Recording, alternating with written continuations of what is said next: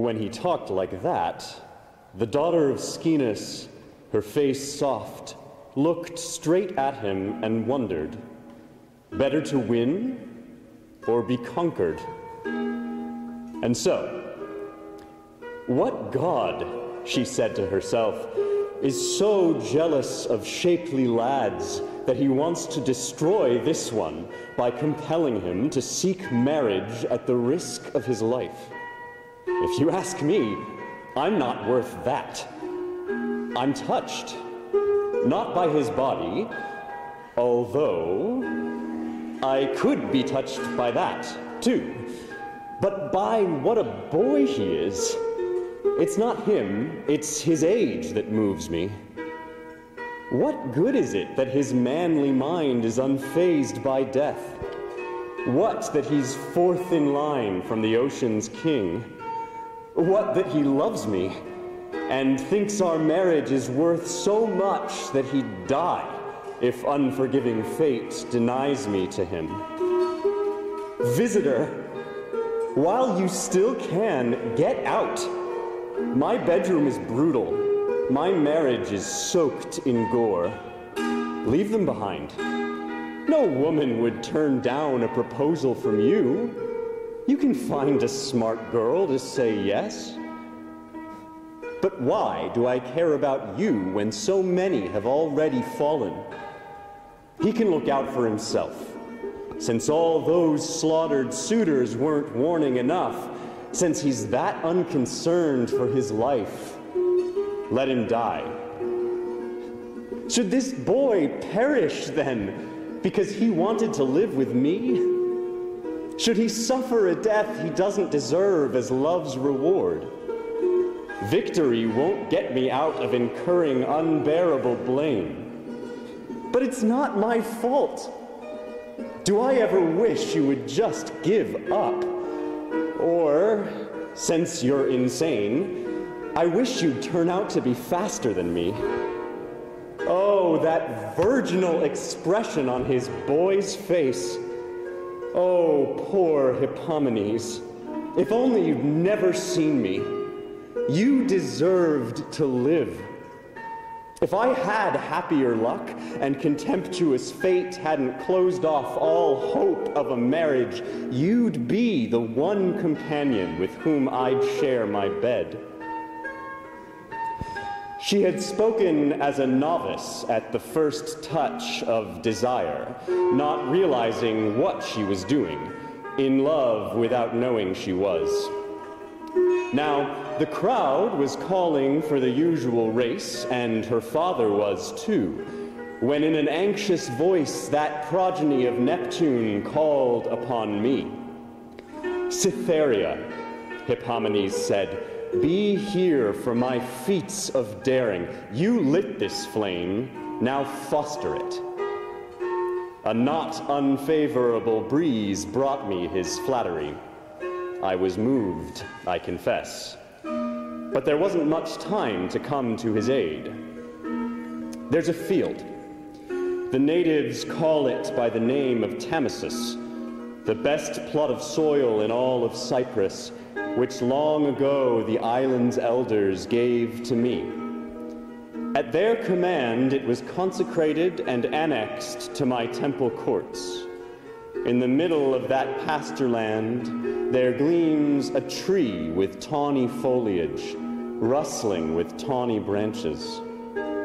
That's where I happened to be coming from then, carrying 3 golden apples I had picked by hand. Invisible to everyone but him, I approached Hippomenes and taught him how to put those fruits to good use.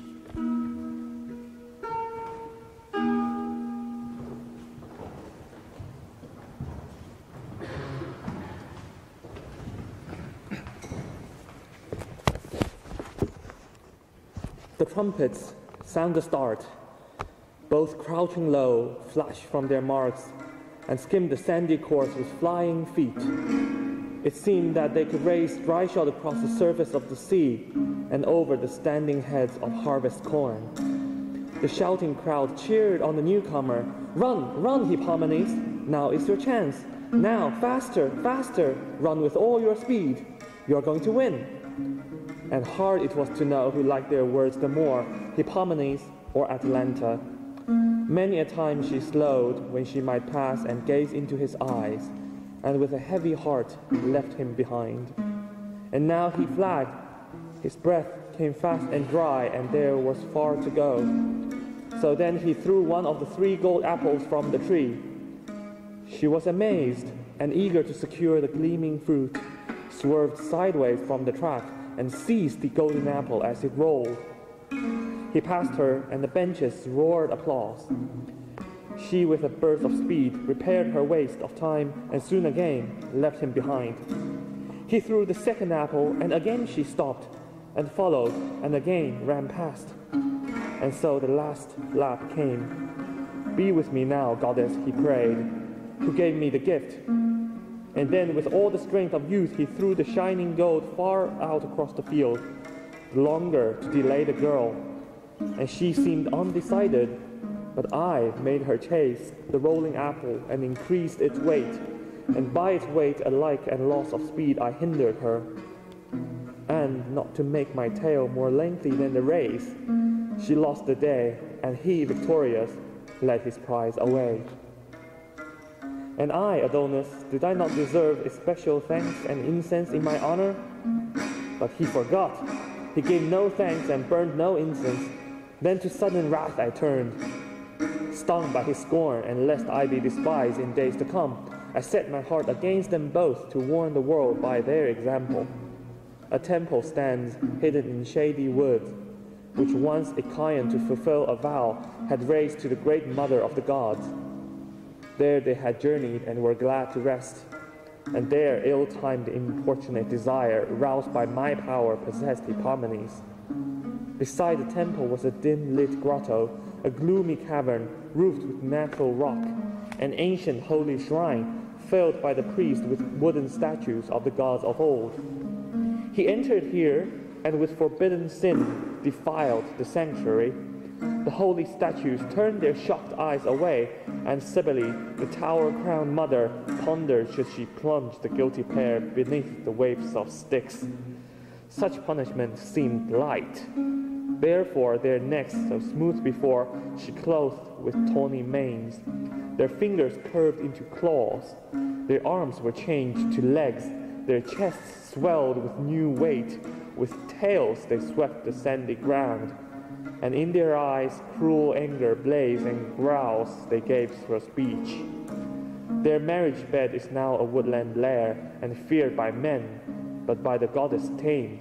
They champ 2 lions, the bits of Cybele. And you, my darling, for my sake beware of lions and every savage beast that shows not heels, but teeth, avoid them all, lest by your daring ruin on us fall.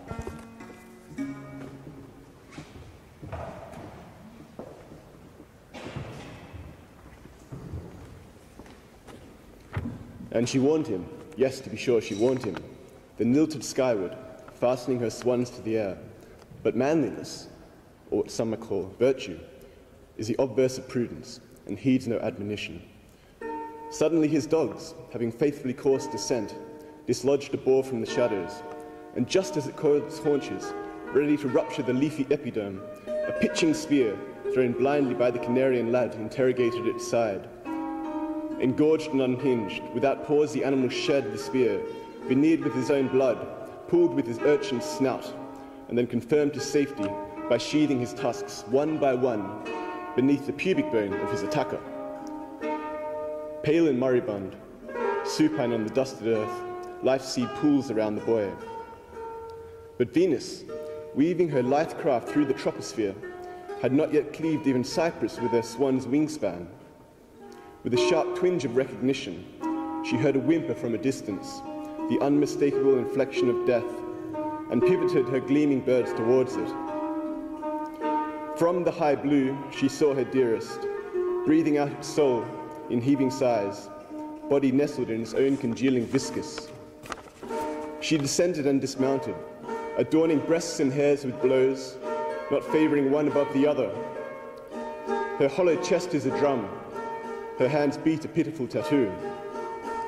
Then she shakes a fist at heaven and blames what can't be blamed. Not everything will heed your legislation, fate. No, forevermore, each year that fills eternity will bear the traces of my grief and reprise the semblance of your death, Adonis, and the impress of my pain. Your blood will blossom, I'll see to it. Wasn't it permitted once, Persephone, to recalibrate a young girl's flesh in fronds of scented mint leaves? Don't let my Adonis grow old in death, unchanged. So she petitioned, and powdered shoals of blood with fragrant unction, which pollinated, and they teemed and surged and grew with a divine movement hard to explain. Just imagine, if you will, in the center of a stilted inlet or a silted marsh, murky unmoved, one iridescent bubble ruptures the surface in quiet triumph, unbound from the depths below. It took no longer than an hour, and then a flower, dyed in the brilliant cinnabar of blood, rose from the soil, not unlike the blossom of a pomegranate, which inters their seed deep beneath taut-sinewed skin. But the hallmark of this flower is its dazzling transience. Frail and far too fragile, barely able to clutch the earth, it falls and dies with ease, under the kiss of winds that snatch it off, but who also grant it their name, Anemone, our wildflower.